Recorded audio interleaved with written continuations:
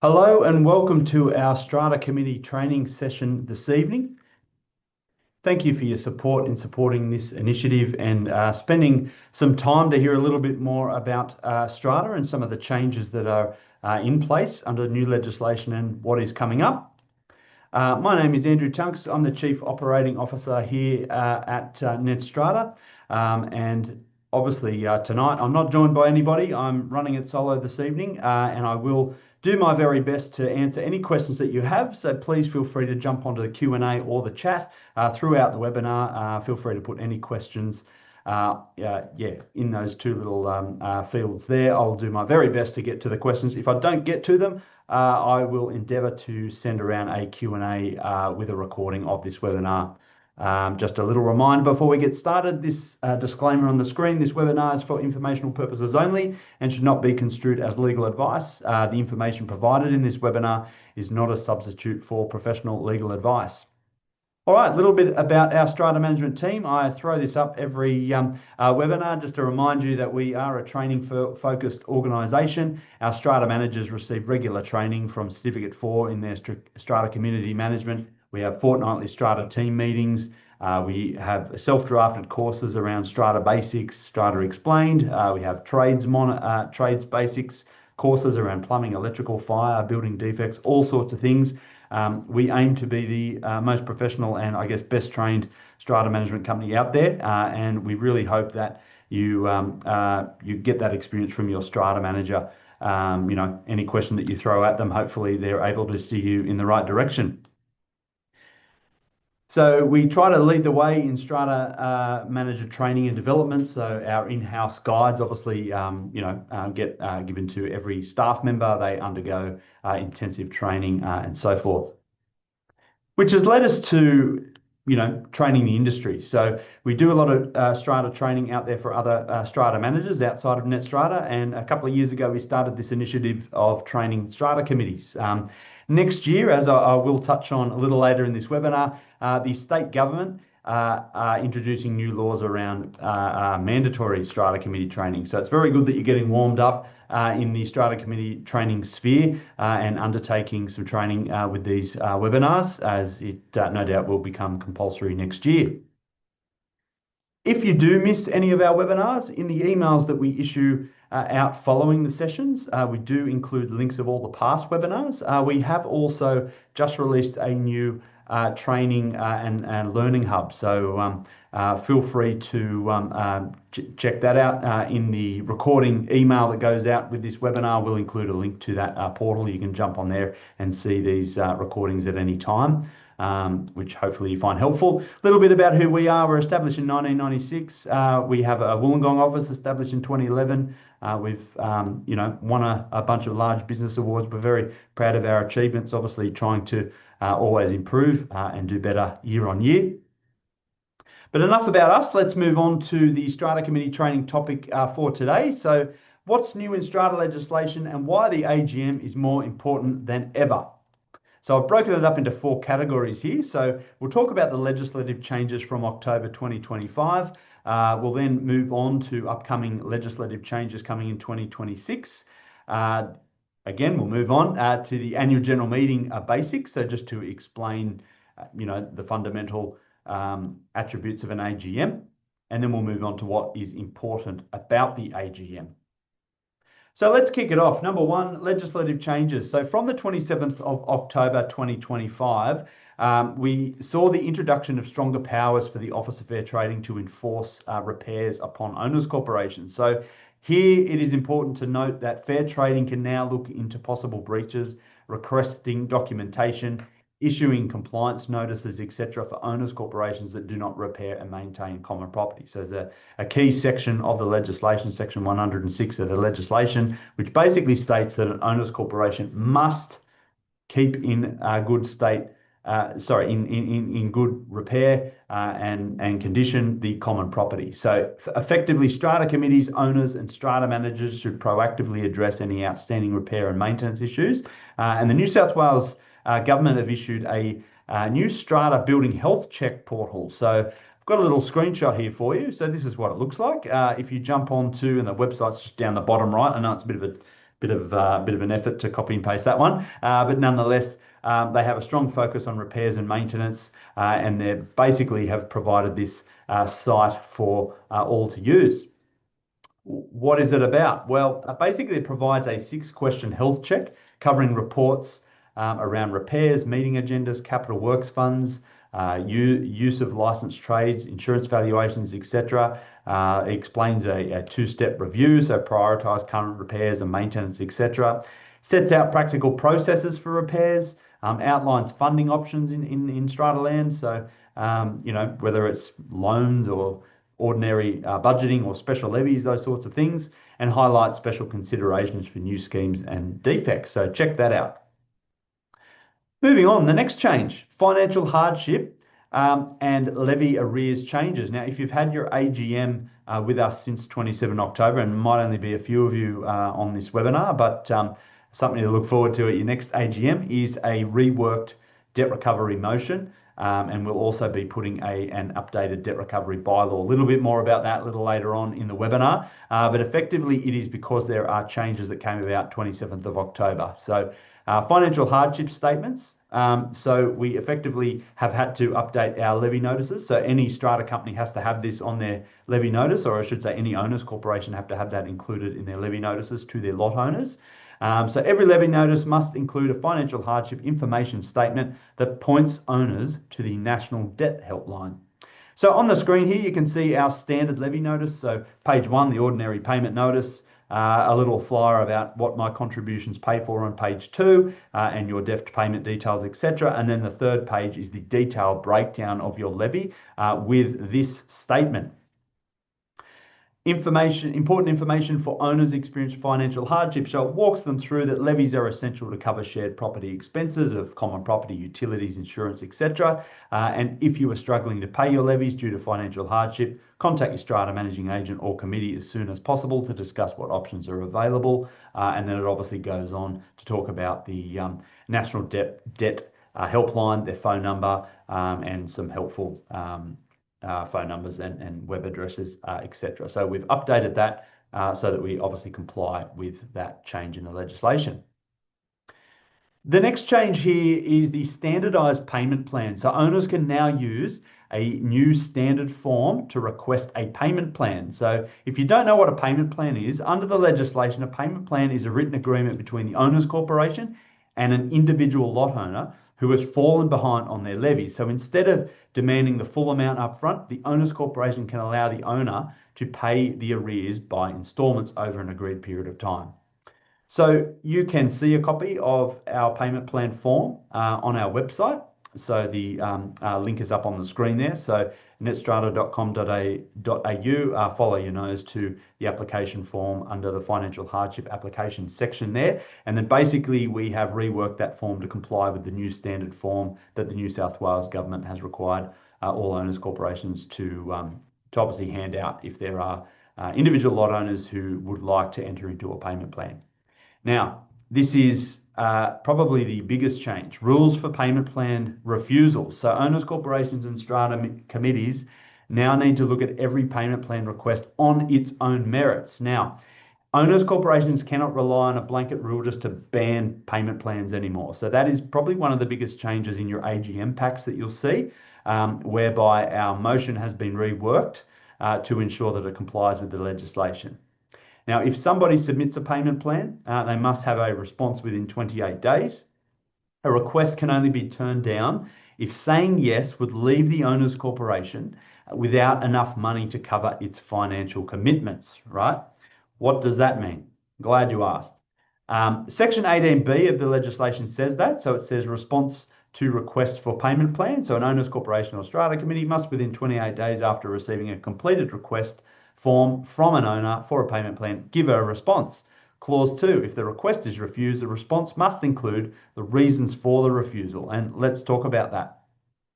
Payment plan refusal example. So idea number 1 or point number 1 here, let's say the payment plan is refused on these grounds. The building's cash flow would fall into the danger zone. So if somebody was to say, hey, I can't afford my levies, I would like to enter into payment plan. Basically, the owner's corporation has to say yes, unless you can satisfy one of these categories here. So the building's cash flow would fall into the danger zone. The proposal is so low, it's effectively unworkable. So we do see that from time to time where a proposal is put forward to recover a debt and it actually, to put it colloquially, it doesn't touch the sides. Their levy might be $1,000 a quarter and they're saying, I'll pay $100 a month. It's not going to catch up the debt. Point number three, the owner has repeatedly defaulted on earlier plans, so it would show obviously a systematic issue there. And point four, the debt relates to urgent or time-sensitive work. So let's say you've entered into a contract with a builder to rectify defects or fix urgent roof leaks or something like that, and you do require that levy to be paid. That would be a ground for refusal of a payment plan. Payment allocation. So payments made under a payment plan must be applied first to overdue levies, then to interest, and finally to any recovery costs. This ensures owners are not disadvantaged by unfair allocation practices. So basically what this change affects is, let's say a lot owner owes $3,000 in levies, and let's say $500 in arrears fees with the solicitor that you've appointed to chase up the debt, and maybe $100 in administrative fees, etc., and interest, etc. Effectively, when they pay their levy, the new legislation requires the payment that they make be first allocated to the actual levy component, not the debt recovery costs or interest. So they are secondary, basically, those other recovery costs. So it must be allocated to the actual levy component of the invoice. Now, we have done a lot of work in the background with our software division to make sure that that is possible and did happen by that 27th of October due date. So there's a lot of coding in the background that had to happen, but we can comply with that change. Really broadly, other debt recovery considerations. A lot owner may apply to NCAT to seek a payment plan approval if it has been rejected by the owners corporation. So there still is that mechanism of involving NCAT, which stands for New South Wales Civil and Administrative Tribunal. Secondly, an owners corporation cannot sue for levy arrears if the arrears are being dealt with pursuant to the payment plan. So you can't say yes to a payment plan and then sue them on the side. Provided obviously that the payment plan is being followed and the lot owner is cooperating with the arrangement. Now, legal pursuit of interest and levy recovery expenses will only be possible following the owners corporation offering the lot owner a payment plan. And NCAT or courts awards the interest and costs, and 30 days notice is required before taking any legal action. So the two time periods are 28 days to respond to a payment plan request, and then if all else fails and you need to go down the avenue of taking legal action for debt recovery, you need to give them 30 days notice. So I believe that one's lifted from 28 days to 30 days. The next reform talks around building managers. So clearer definition of a building manager. See section 66 of the Acts on the right-hand side here. A building manager is a person who assists in exercising any one or more of the following functions of the owners corporation. Managing common property, controlling the use of common property by persons other than the owners or occupiers of the lot, maintaining and repairing common property. And then it goes through defining what a building manager is not. Now, if you don't know, a building manager and a strata manager are two completely different roles. A strata manager basically, obviously manages the owners corporation, runs the meetings, oversees the payment of invoices, oversees quotations for insurance, instructs the strata committee, etc., etc. A building manager is more of a on-site, issuing work orders, making sure contractors complete works, overseeing that contractor liaison sort of a role. Often building managers also are equipped with software packages to facilitate, building move-ins and those sorts of things. Effectively, there is that distinct difference between the two roles in the legislation and obviously practically on the ground.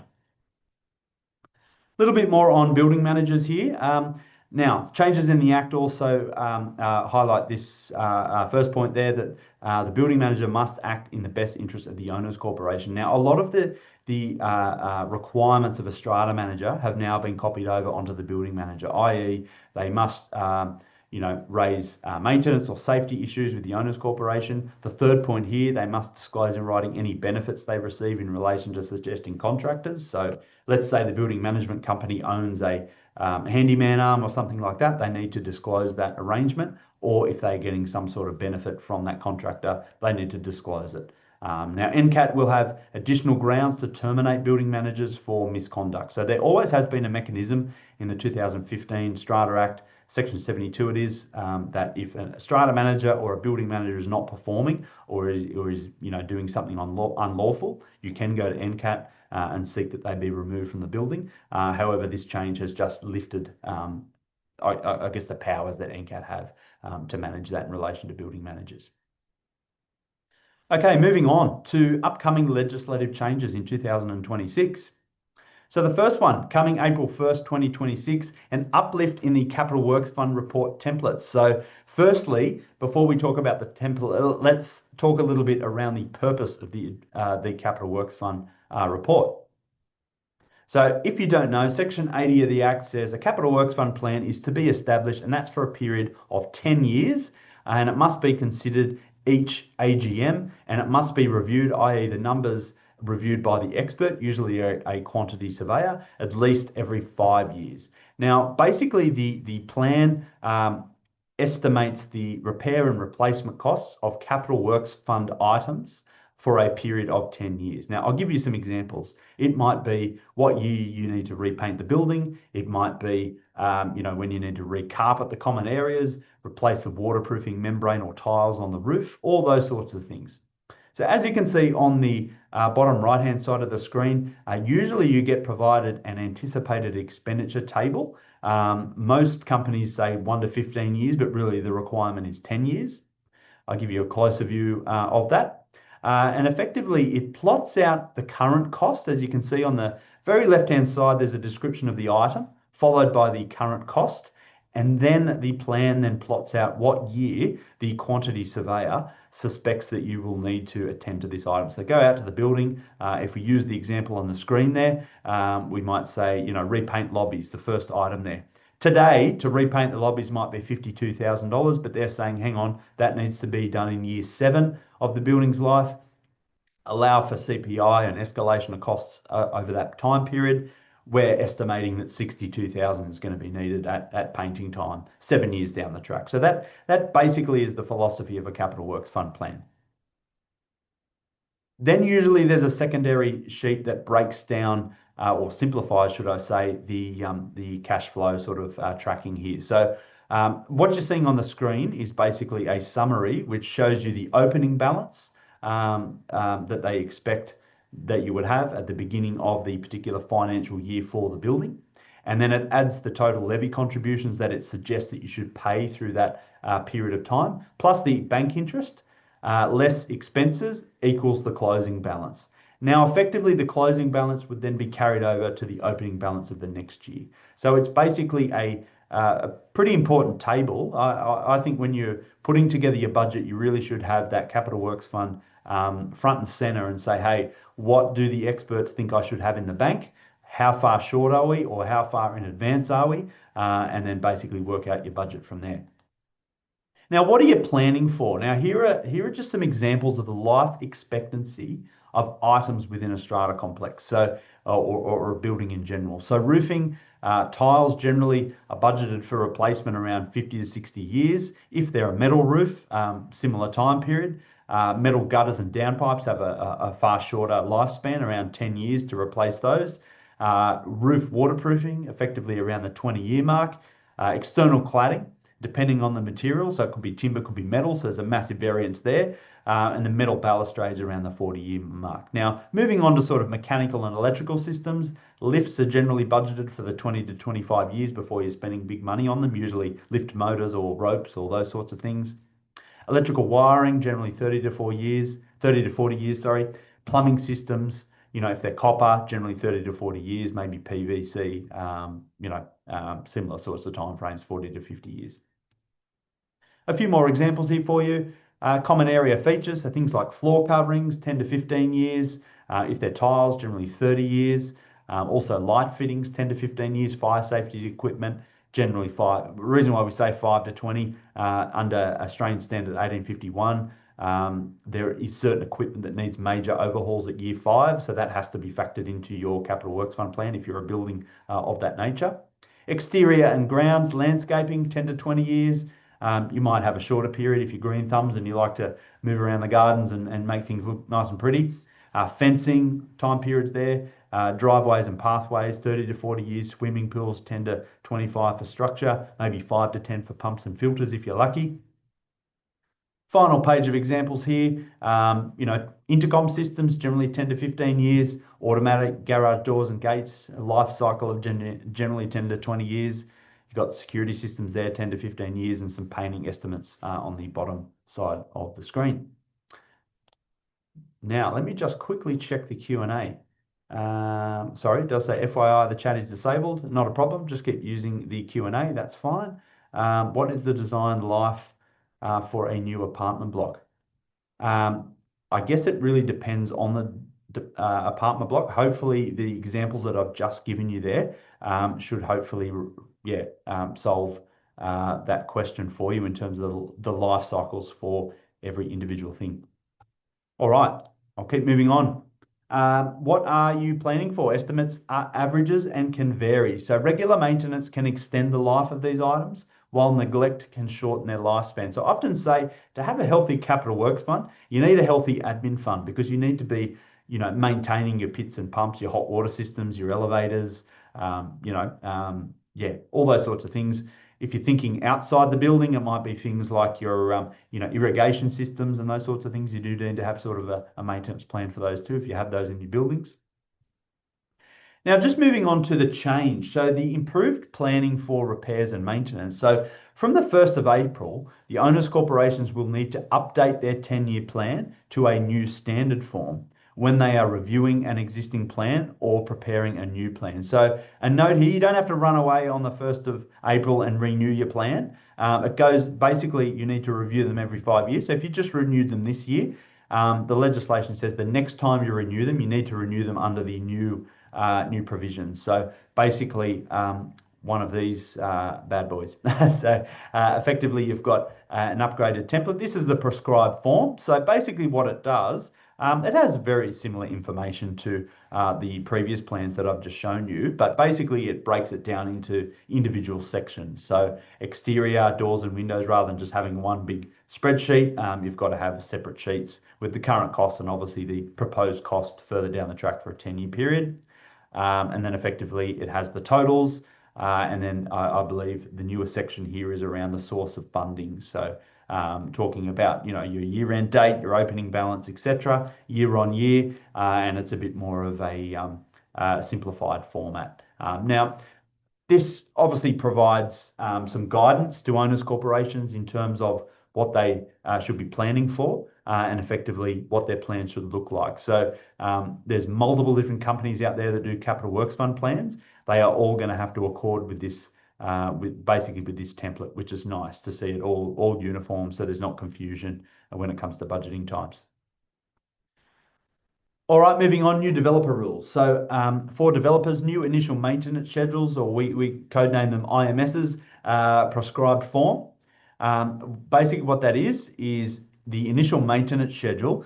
When you buy into a brand new strata scheme, there is a requirement that the original owner provides a maintenance schedule, basically to give you estimates on the time periods of servicing and repairs that you will need to effect to common property items. For example, the plan might say your elevators need to be serviced a minimum of once a quarter in order to protect the warranties for that item. I've seen recently where there's been cleaning requirements on external windows and glazing. For buildings that are near the beach or salt, they might say, hey, once a month or bi-monthly, they need to be hosed down to wash the salt off it. So obviously the metals don't corrode. So the idea behind the initial maintenance schedule is it being put together basically by the original owner, so the developer and all their subcontractors, to spell out what the manufacturer guidelines are for parts and equipment that gets put into the building, and to give the owners corporations some guidance on how to best maintain their building. So an independent surveyor is now going to have to review the initial maintenance schedule. So rather than the original owner just coming up with a form and just saying, here owners, good luck, maintain it this way. An independent surveyor, usually a quantity surveyor, will have to read that and give you some advice on that. And the independent surveyor is also to review the initial strata levy budget. So effectively, this is more or less around the original budget that is proposed at a first annual general meeting. Now, in the legislation, there's a clarification point around an independent surveyor, and that is a person who is not connected to the original owner and who is a member of the Australian Institute of Quantity Surveyors and holds a designated certificate quantity surveyor, or a member of the Royal Institution of Chartered Surveyors and Chartered Quantity Surveyors. So effectively, it can't just be anyone. It has to obviously comply with that new definition of an independent surveyor. Last slide here before I just talk really broadly about other changes coming up next year. So Strata Information Certificate. Basically, a Strata Information Certificate, or a Section 184, provides information about a lot within a strata scheme, including financial details. So these certificates are typically requested by a potential buyer as part of the sale of a lot. So basically what happens, if you want to sell your apartment and a prospective purchaser makes you an offer, they go and do a strata search. Generally, before they settle, they will request from the strata managing agent a Section 184 certificate, which outlines quite a number of fundamental items, such as, is the building insurance in place, and provide a copy of the certificate of insurance. Are the levies for the lot that they're purchasing up to date?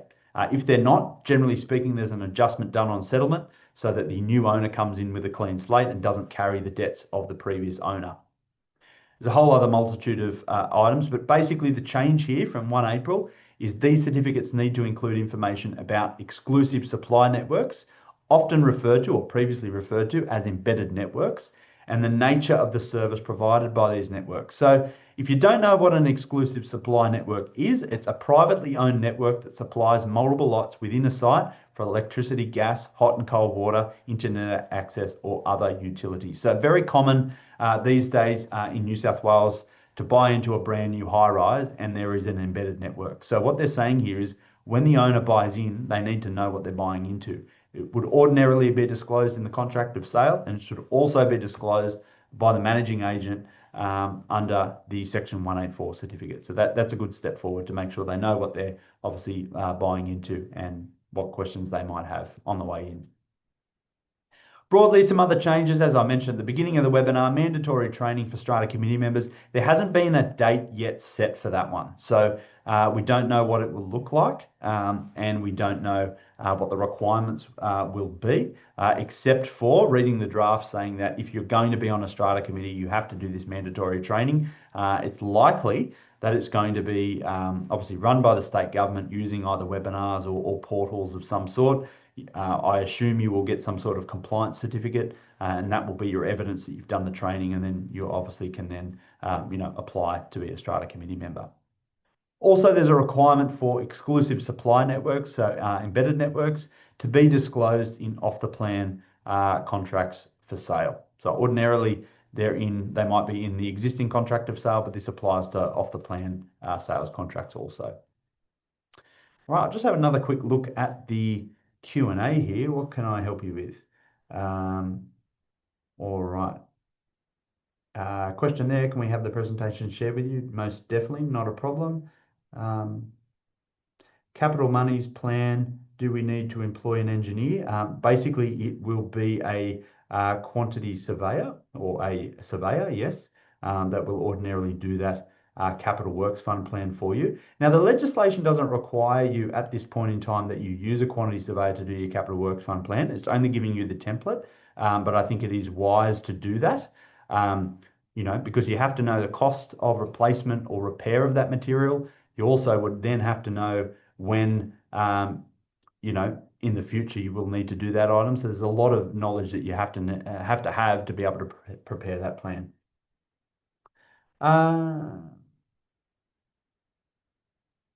Sorry, another question just about recording. Yes, we will record this webinar and it'll be issued to those who have not been able to come.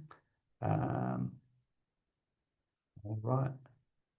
Who can approve a payment plan? It does say the owner's corporation or strata manager. Usually you can obviously delegate that to the Strata manager or Strata committee. So yeah, it would be a site specific. Some particular buildings might be comfortable with their Strata manager doing it. Others might prefer that to come back to the Strata committee. Sorry, just having a quick look, see if I can find anyone else. Will we need to maintain a record of our own mandatory Strata committee training? I believe yes, you will. The mechanism for that hasn't yet been released, but as soon as it is, I will certainly do a blast to all of our owners so you know what that looks like. All right. Are NetStrata registered to provide formal CPD certificates, including this webinar? We do partner with a number of RTOs, and I do conduct some CPD training for the industry for Strata. I'm not necessarily sure with Strata committee training requirements by the state government whether they will let RTOs do that or whether they would do that themselves as a government body.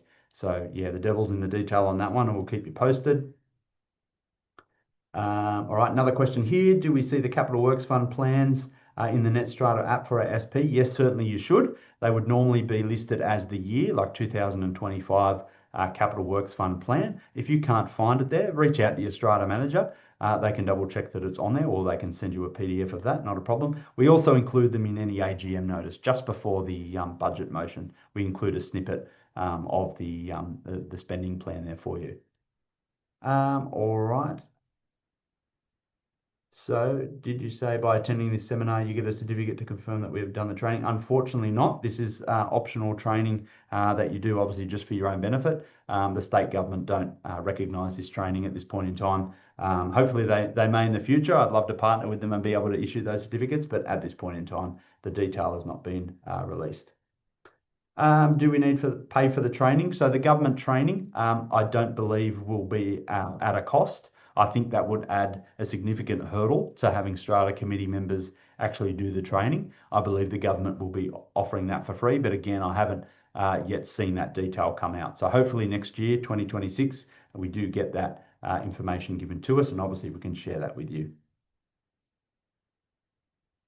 All right, I'll leave that for now. There's still a couple more questions there. We'll just move on, and then obviously we can circle back in a couple of moments' time and see if we can answer a few more questions. Thank you so much for your questions. That's good. All right, moving on. Annual general meeting. So I first want to talk about AGM basics before I talk around the importance of the AGM and what you really should, as a committee, be looking out for in terms of resolutions at your meeting, initiatives, governance, etc. So let's start off with talking around the understanding the legal framework, the annual general meeting, and timing.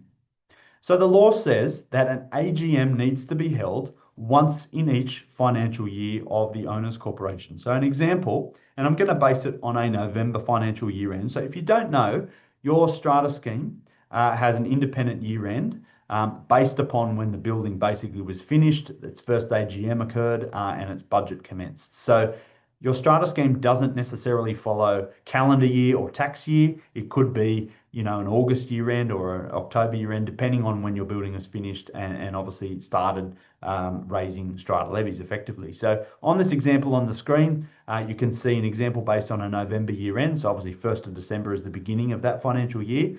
Typically, what would happen is the 1st of February would be your first levy, then May, then August, then November. So we collect that fourth levy just before the year end.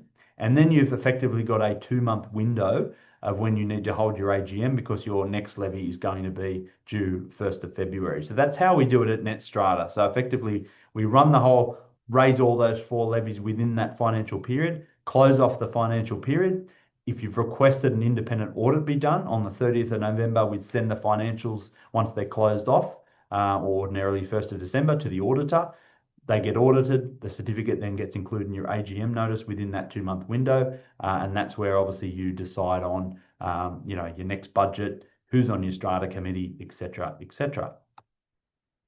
The next thing or sort of basic I want to talk around is in relation to an AGM. And in fact, every meeting that you have in Strata has a quorum. So if it's a Strata committee meeting, 50% of the members have to be present.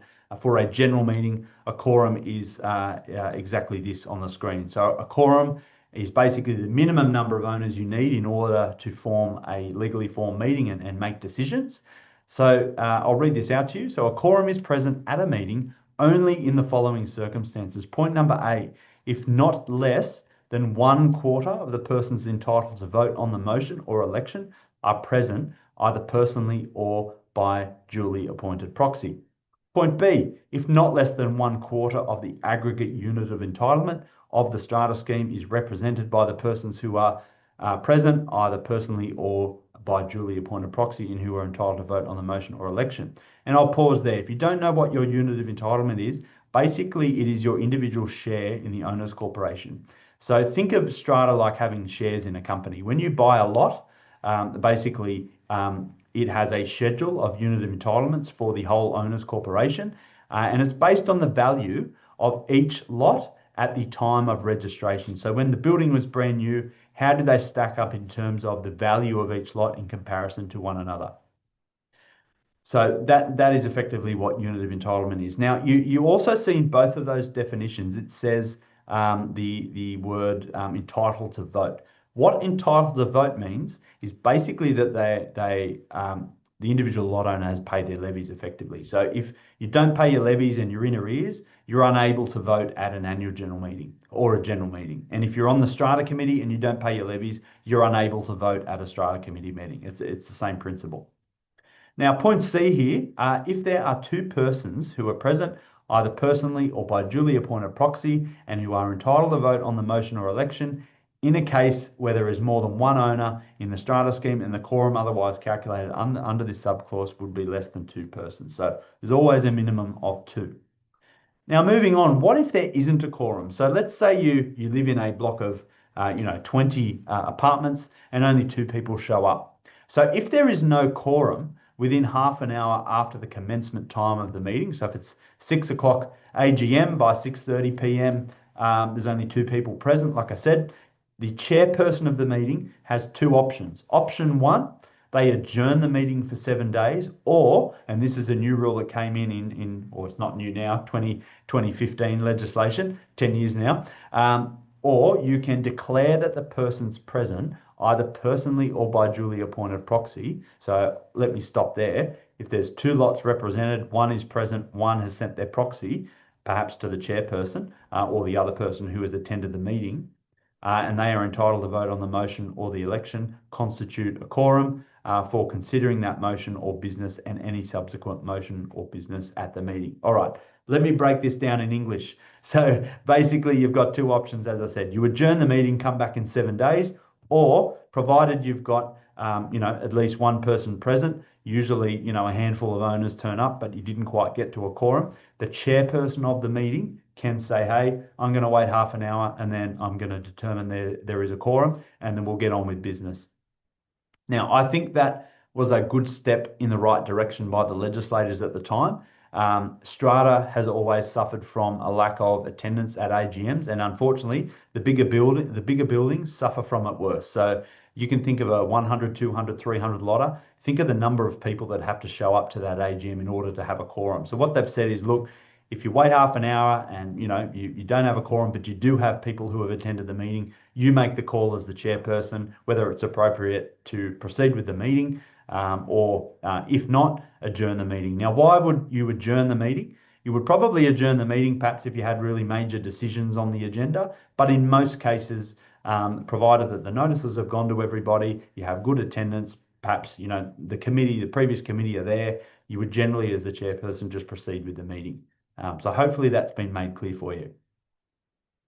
Moving on, statutory motions. So in the legislation, there are a number of items that must be decided at every annual general meeting. Now, this is the reason why your AGM agendas are so big, because there's a number of items that we need to cover, and then usually we add to that. So if there's things happening at your building that we would like to raise, or maybe your strata committee want to put motions on the agenda about maintenance or repairs, etc., that will obviously add to the number of motions on the agenda. So let me walk through them with you. So every AGM, you must confirm the minutes of the previous general meeting. You must read through and confirm the financial accounts. The appointment of an auditor is a motion. However, I will say that if your scheme has more than 100 lots, so 101 or more, or raises more than $250,000 per annum in their annual budget, they must have a compulsory financial audit at the conclusion of that financial year. However, the motion is a statutory motion and would be on the agenda regardless. Now, the next point there, consider an annual fire safety statement and the process for obtaining the next due statement. A point about building warranties, strata insurances. You need to decide an annual budget. Over on the right-hand side, you need to deal with levy arrears. You need to talk about electing a strata committee, any restricted matters, the report from the strata manager on commissions and training services, so that whole disclosure piece, followed by a summary of the utilities agreements in place, a question around would you like to investigate sustainability infrastructure, and also there is the review of capital works fund reports, etc. Now let's move on to time periods. So the annual general meeting used to be 7 clear days notice. Not too long ago it was uplifted to 14 days. So what does a clear day notice mean? It means that you need the meeting notice in your hand as a lot owner for that period of time. So I need to then put a bunch more time on top of that for postage. So if all of your owners receive notification via email, you can have 14 days notice, not a problem. Now, if one person gets it via post, you must add an additional 7 business days notice. Business days, that is, so effectively 9 days, because yeah, you can't include a weekend in addition to the notice period. So if you have one person that gets it via the notice via post, you then basically need to give 23 days notice of an annual general meeting. That is the requirement. Now, the meeting minutes issuance needs to be conducted within 14 days after the meeting. So let's say tonight we had our AGM. Me as the strata manager, I would generally do the minutes either same night or the next day. It's all fresh in my head. Type the minutes out and then issue them straight away. But effectively, you do have 14 days to issue them. Levy notices, so there's a legal requirement for a 30-day notice period, again, plus that 7 business days postage. So the lot owner needs 30 days of that levy notice being in their hand or on their device, whichever way that you receive your levy notice, and effectively the levy frequency there, as I say, normally quarterly in strata, that's the standard thing, but that's not a legal requirement. It can be. I've had buildings that have raised them twice a year. I had a building that raised their levies 3 times a year, not 4. So you do have that flexibility. However, it's pretty standard in strata land that it's a quarterly levy. Let's move on to resolution types. So basically a motion at any meeting of the Owners Corporation or Strata Committee, think of it like a question. So the motion is asking you, what do you want to do about X, Y, and Z? Now, there's basically 3 different motion resolution types for a general meeting. The first one is ordinary resolution, which covers probably 90 to 95% of the motions that you'll read on your agendas. So this is where votes cast by persons entitled to vote are on the basis of 1 vote per lot. So for ordinary resolution motion to be passed, quite simply, the majority must be in favour. So let's say you've got a 20-lot strata scheme and you have 10 lots present. You would need 6 people to be in favour of that motion in order for it to be passed or resolved. And I've got a little note there. If a poll is called for the vote is then counted by way of unit of entitlement. So not 1 lot equals 1 vote. It would be based on your unit of entitlement.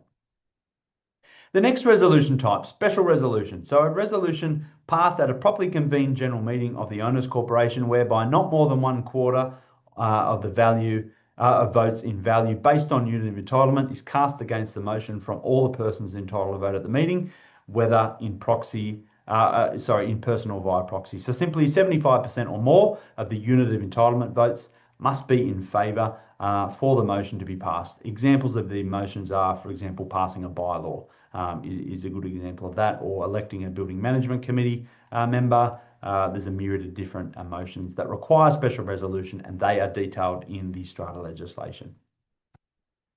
Unanimous resolution. So a resolution which is passed by a duly convened general meeting of the Owners Corporation. Only if no vote is cast against the motion is it passed. So an example is returning surplus funds. So it's very rare that your Owners Corporation give money back, but if they did, that would be a unanimous resolution motion.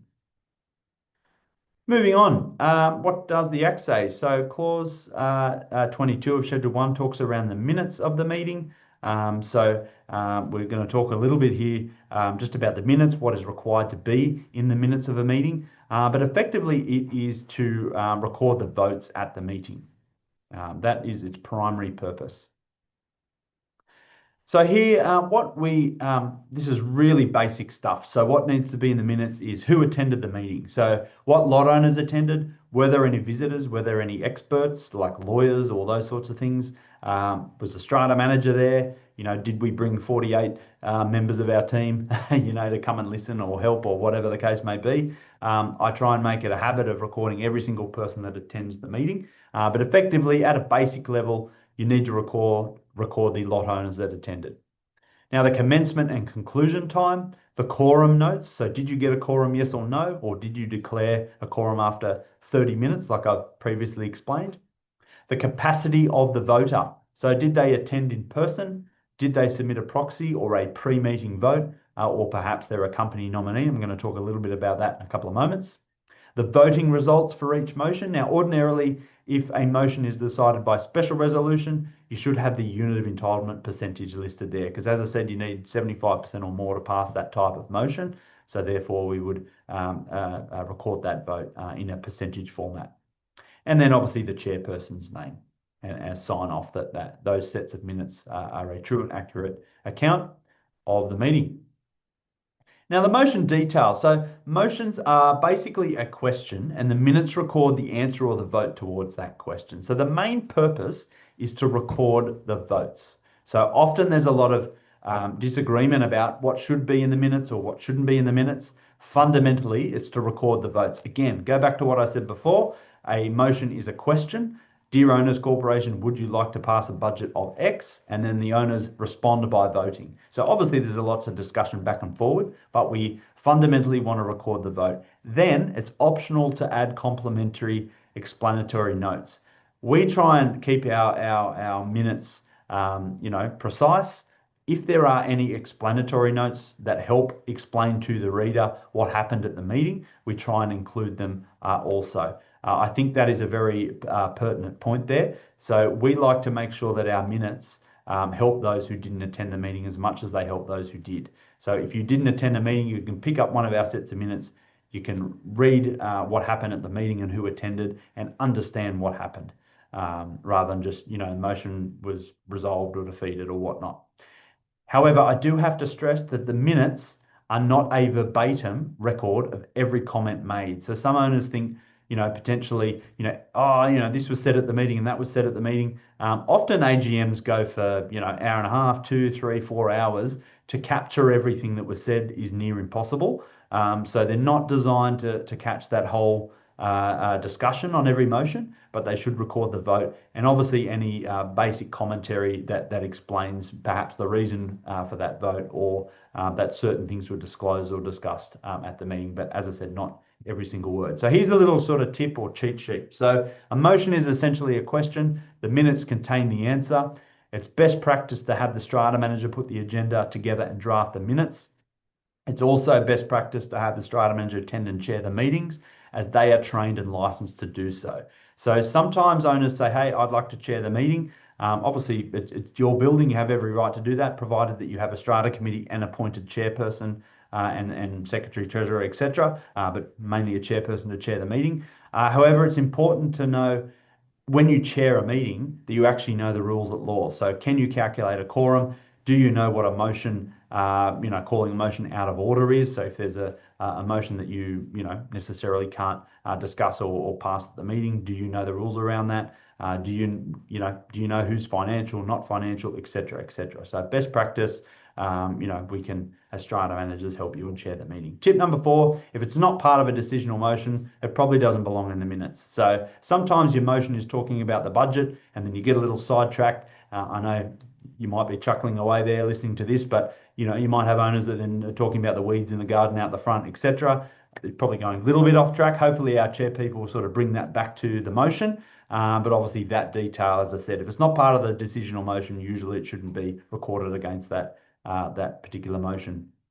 Minutes should be transparent. Any conflicts of interest should be noted clearly, and the minutes should be easy to understand and clear to those who did not attend the meeting. Now, final tip here, minutes are a permanent record of the owners corporation. They should be professional. So we try and put a lot of energy and detail into making sure our records look nice and professional. Again, they're permanent records of your owners corporation. Moving on, ways of voting at an AGM. So you can turn up as the lot owner and attend the meeting and vote. And now, provided that you have paid your levies and your what we call financial, that means you're entitled to vote. You can vote at the meeting. A proxy vote. So a proxy vote is where you may not be able to attend a meeting, but you still want to vote. So what you do is you appoint somebody else to go to the meeting and vote for you. So again, you need to be entitled to vote, i.e. you've had to have paid your strata levies, and that person has to show up to the meeting. So if you potentially can't make the meeting, maybe your brother or sister can, you fill in a proxy form, you submit it ahead of the meeting, and effectively you vote. Now, there is a requirement for large schemes, so more than 100 lots. That proxy vote needs to be submitted more than 24 hours prior to the meeting. So just bear that in mind. Pre-meeting electronic vote. Now, this, I think, again, was a good step forward by the state government in the last legislation run. Effectively, if you can't make the meeting, but let's say you don't necessarily want to appoint someone to go and vote for you, you could submit a pre-meeting vote. Now, again, for all buildings, pre-meeting votes need to be submitted 24 hours or more prior to the meeting. And effectively, this is where you can cast your vote. Again, you've got to have paid your levies. I keep saying that. But you do, so that's why I'm saying it. But your pre-meeting vote effectively is where you can cast a vote on every motion, but you don't necessarily have to appoint anybody. You just say, hey, this is how I want to vote, so be it.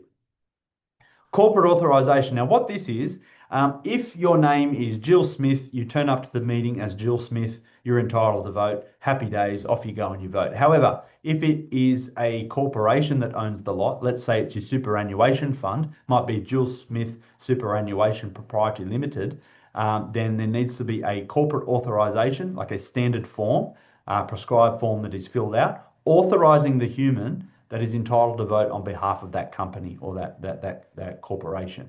So if your lot is owned by a proprietary limited or some sort of entity and it's not a living and breathing human, you do need that corporate authorisation form filled out to allow that individual to go and vote. Now let's move on, ways of conducting the AGM. Now you can have video conference, Zoom, Teams, that sort of thing. Very common these days. I would say probably 55 to 60% of our meetings are done on Zoom. Most owners like it. They can be around the world. They can be on holidays and still log on and vote on their AGM. However, a lot of people still do like an in-person meeting. Meet your neighbours, have a chat, those sorts of things. Or you can do a hybrid meeting. So you can have a meeting where some owners are in person, others are on Zoom. So I've done that quite frequently, and it works perfectly, provided you're in the right room and you've got, obviously speakers that, the people on Zoom can hear those speaking within the room. And the last one here, you can also have a pre-meeting electronic voting only meeting. What that is basically designed for is generally more simpler discussions. So let's say your owners would like to approve a new cleaning contractor, and that's the only thing you guys have to talk about at a general meeting or maybe a strata committee level. You can do an electronic vote only where you just put the motion up and then people vote electronically rather than hiring a venue and having a physical meeting, etc. All right, so just before I move on to the last section, I'll just see if I can clear a couple of the Q&A questions here. All right, so can committee members act as a building manager? If need to, yes. Look, effectively a committee member or anyone could be a building manager. I guess the issue is if they are a building manager, they need to own a lot in order to be, and we're going to talk about this, in order to be on the committee, and that obviously must be disclosed. It would need to be a formal motion and would need to be approved at a general meeting. All right, moving on. We've got a few here. Okay, anonymous attendee, we've got a question here. Is it the case that the original owners of a new apartment development who retain ownership of various lots are able to vote and must they pay their levies? Yes. So if the original owner, might be a proprietary limited company, owns a lot, they're entitled to vote at a general meeting. They must comply with the ordinary rules everyone else does in terms of needing to pay their levies and the usual requirements in terms of either turning up or issuing a proxy and company nominee form, etc. Um, all right, another question here. Does the same quorum process apply to the AGM, apply to special general meetings? So under the 2015 Act, any general meeting that is not the annual general meeting or first annual general meeting is just called a general meeting. So yes, the same rules apply in terms of a quorum and all owners are able to vote. The only change to the quorum is for strata committee meetings. That is lifted to 50% of the strata committee. Hope that helps you. I've got a good question here. What is a restricted matter? So a restricted matter is basically where the owners would like to restrict a strata committee or owners corporation, or strata managing agent for deciding something that they would prefer that come back to a general meeting. I'll give you an example. That might be a spending limit. They might say, hey, committee, don't spend any more than $5,000. What that would mean is if there was work that was $5,001, you would have to call a general meeting in order to approve or resolve going ahead with that. There are a number of restrictions on committees and obviously strata managers in the Act, but that statutory motion is basically providing the owners corporation with the opportunity to add extra restrictions. Now, I would ordinarily advise just to run with those that are in the legislation. However, if you have a problem with your strata scheme, that's your opportunity to obviously raise that. All right, here we go. Next question. What determines whether a motion is for ordinary resolution or special resolution? The simple answer is everything is ordinary resolution unless the legislation says that it's special or unanimous. That's probably the best way to answer that. So just consider everything is ordinary, so majority in favour, unless the legislation says or requires that higher bar, that additional component there. All right, let me just have a look here. Another question. Can minutes be requested at any time, even a year after? Yes, not a problem. They are on your NetStrata app. You can download them at any time, but yes, you can get a copy of the meeting minutes at any time, provided obviously you're an owner of the lot. All right, let me move on. Just in the interest of time, my fourth point here, what is important about the AGM? So this is, I guess, Andrew Tunks's view, I guess, of what I think is important about an AGM. First of all, I have to say it's once a year and it's a time to get together. I'm a big fan of face-to-face meetings or hybrid meetings, giving that option to those who are away or potentially live remotely. But it's nice to have some goals around accountability. That's where a lot of your decision making happens. You see democracy in action. All owners, provide they pay their levies, are entitled to a vote. And that's obviously where a lot of your decision making happens, as I said. Now, what is important to resolve? I think the highest importance has to go to the budget. If you do not have a budget, you cannot raise levies and you can't pay for things. So if your insurance is due, you might run out of money, or the water bill comes in, or the electricity bill, you have no money to pay for it. Now, the issue here is if you don't agree on a budget at an AGM, remember what I said about the notice period. So you've then got to call another meeting with a budget on the agenda, notice period, etc. So for other types of general meeting, the notice period is slightly different. It can be 7 clear days notice, not 14. However, you still have to add the postage period. So you're looking at, anywhere between sort of 14 and 20 days anyway, before you can then have another decision. That just pushes the raising of levies further down the stream. So utmost importance, as I said, is a budget. I really stress to our managers, do not walk out of an AGM without a budget. It's very dangerous for an owners corporation. Even if you resolve to keep it the same as last year, but you need to raise something in order to obviously pay your bills and make sure that the strata scheme is adequately funded. Now, how does a budget come about? Basically, the financial year closes. The law says that you should look at your previous expenditure and use that as a forecast for your incoming or next budget. And then basically our strata managers will ordinarily draft a budget. In some bigger buildings, strata committee members might be involved in that process. That's fine. Then we go to the AGM and that's where the decision is made. So people might blame the strata committee or the strata manager for the levies being high. Ultimately, they have the opportunity to turn up at the AGM, cast their vote, speak out about what they want their quarterly levies to be, or what they think they're over or under budgeting potentially. But the AGM is where that decision is made, and that sets the levies for that financial period following the meeting. Then we levy the owners, and then obviously the due dates are set out for that next financial year. So the legislation says that you need to have an administrative fund, and you also need to have a capital works fund. So effectively, what's the difference? Well, the admin fund provides for insurance. It also provides for day-to-day maintenance of the building, so cleaning, gardening, basic repairs, and also to meet other reoccurrent expenses. However, the capital works fund is there. Think of it like a savings account. It's there for I call it the rainy day fund. So when you need to repaint the building in 10 to 15 years time, or you need to replace the carpet in the common area or the waterproofing on the roof, those sorts of things. Basically, that's what your capital works fund is for. So expenses of a capital nature would include expenses in relation to major repairs or improvements to the common property or personal property of the owners corporation, such as replacement of roofing, guttering, fences, and the like.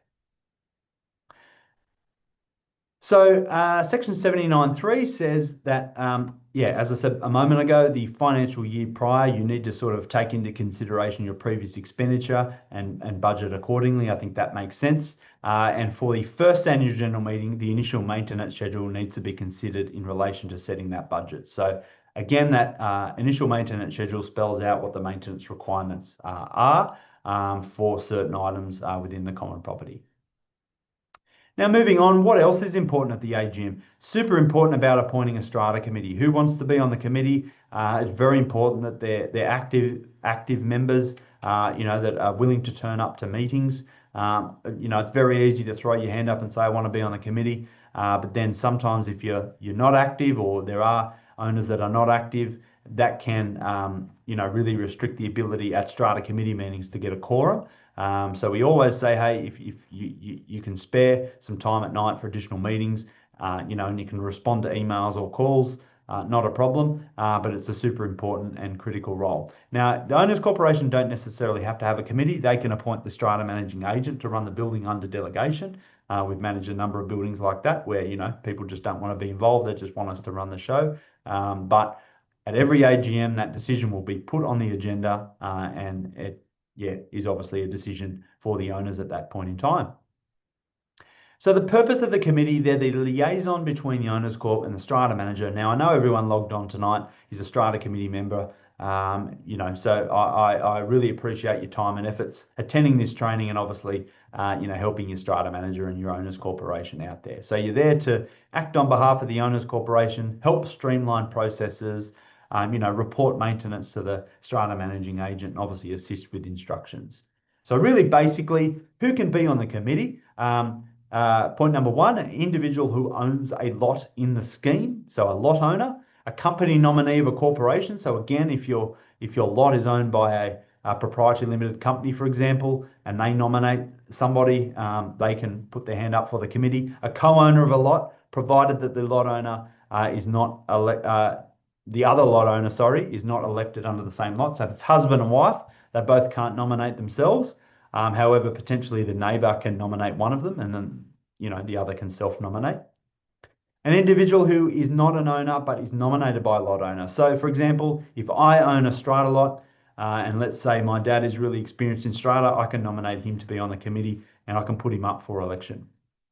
Who can't be on the committee? The building manager, unless they own in the scheme. And I know that was one of the Q&A questions. They have to own in the scheme if they're the building manager. If they're just the building manager, but they don't own in the scheme, they cannot be on the committee. Same deal here with a person who is the property manager or leasing agent. Again, they can't unless they own in the scheme. A person who is connected with the original owner or developer of a scheme, or the building manager. And again, unless it's disclosed or they own in the scheme. And also an owner of a lot who is unfinancial. So if they turn up to the AGM, they put their hand up for the committee, but they haven't paid their levies, unfortunately, they can't be on the committee. Again, some strata committee basics, maximum number of 9. They're ordinarily elected at the AGM, minimum number of 0, so the agent can help you out there under delegated authority. The minimum for large schemes, so that's where there's more than 100 lots, is 3. Non-urgent legal expenditure, you can't approve more than $3,000. Urgent legal expenditure, no more than $15,000. Strata committee meetings are optional, so there's no legal requirement to have them. However, it's good practice. Committee meeting notice period is 72 hours or 3 days, and the committee meeting minutes need to be issued within 7 days. I do just want to point out one section of the Act that says under Section 36(2), a decision of a strata committee is taken to be the decision of the owners corporation. However, in the event of a disagreement between the owners corporation and the strata committee, the decision of the owners corporation prevails. So what I mean by that is, or what the legislation means by that is, committees can make a decision, but ultimately the owners corporation trumps the decision of the strata committee. So if the committee make a call and let's say several owners disagree, they can put a vote up at a general meeting to overturn that decision. So I just wanted to make that point. Also, the functions of the committee under Section 36, what does the committee do? They may approve quotes for budgeted works. They might approve tradespeople. They might assist with approval for works pursuant to bylaws, the pursuit of bylaw breaches, decisions of a general nature, and as I said, basic legal matters there. So where decisions have been made at a general meeting by the Owners Corp, these decisions need to be abided by. So for example, there can't be a call made at an AGM where the committee just go, hey, we're going to do the opposite of what the owners said at the general meeting. You've got to obviously abide by that decision that the Owners Corporation made. Hope that makes sense. Functions of the committee. So decisions that cannot be made by the committee, which ordinarily would happen at the AGM or another general meeting. Changes or additions to common property, again, requires a special resolution under Section 108 of the Act and requires a general meeting or AGM. Levies, as I said, normally determined at the AGM. Any changes to bylaws, contracts already entered into by the owners corporation. So if they've entered into a building management contract for 5 years, for example, committee can't then just say, oh no, we want to terminate them tomorrow because obviously the owners have entered into that contract. And decisions made by the owners corporation at the general meeting. Resolving, what else is important? Obviously, resolving the statutory motions because, we all want to comply with the law and do the right thing. Just a reminder on the screen of what they were. And also, one of my final slides here, setting the expectations for the year. So, the AGM really sets what projects you want to focus on. Are there any initiatives? Now, these days, it might be green initiatives, might be solar panels or improvements to the buildings. How do we want to handle additional meetings, or do we just want to run and see how we go unless we need a meeting? What are the governance expectations, etc. And really, my final sort of point here is rely on us. So, for the most part, we're all licensed strata managers. Those of our staff that are not licensed are on their way to becoming licensed. We've been trained, obviously, in strata, and effectively, we're here to help and serve your owners corporation. All right, let me just have a quick look and see what questions. I know I've gone over time here. I'll see if there's any questions that I can have a look here. Another good question. How long are minutes held or archived for? I believe the legislation says 7 years, but ordinarily electronic records are pretty easy to keep. Sorry, sometimes we keep them a lot longer than that, but technically there is a limit on that. All right, here's a question. With the corporate authorization, what happens if you change your name by marriage? Do you need proof? Ordinarily, yes, you do need proof, and I would update that corporate authorization. Pretty simple form. We usually send that out. It is usually the second page of the proxy form. Hopefully that helps you identify it. So next time you get a meeting notice, just have a quick look at that. In what circumstances can a poll vote be called? Any voting owner can request a poll vote. The rules say immediately before or after the motion. So if you get up to a contentious motion, someone calls a poll vote, it would have to be, as I said, immediately before or after the motion or the vote is taken on the motion. Next question here. Who would decide if a building needs maintenance work, such as a fresh coat of paint? Effectively, the owners corporation. Our strata managers do keep a keen eye on maintenance and repairs at the common property. We do regular inspections of our buildings, and ordinarily we would suggest it. The other area that you could look at is your capital works fund plan and look at when it tells you that you should repaint the building, etc. Or if you see that the building is in sort of disrepair, obviously have a look at that. All right. Um, just having a look here. There are a number of questions. I do know I've gone well over 10 minutes over time, so perhaps I'll try and I'll just have a quick skim through something that I can share quite briefly. Another question, what is the difference between ordinary and special levy? Basically, an ordinary levy is one determined by the budget motion at an AGM ordinarily. And a special levy, Section 81(4) of the Act, says that if you cannot meet an expense, um, basically by using your ordinary levy or your standard budget, you can raise a special levy. So ordinarily a special levy is for a particular purpose. It might be for an improvement at the building, like a new intercom system, or maybe it's for building defects or something like that. Or it could also be that you had a deficit in your account and obviously you needed to raise more money because you've got invoices overdue, etc. Hopefully that helps you there. Final question, please share the link for the recording. Definitely will do. Thank you so much. The rest of them, I will do my best to put a Q&A together and send it out. Thank you so much for your time. Really appreciate it. If you haven't downloaded the NetStrata app, there's a lot of good things on there. You can report bylaw breaches, maintenance requests, all sorts of things. Feel free to scan the QR code on the screen and download that. And I would just like to thank you all again for your time. Really appreciate your efforts on logging on. And if you have any feedback, by all means, reach out. And I'd love for 2026, I'd love some ideas on content to present. So if there's something that you want explained, please reach out. I would love that. Thank you so much. All the best. Have a great evening. Thank you.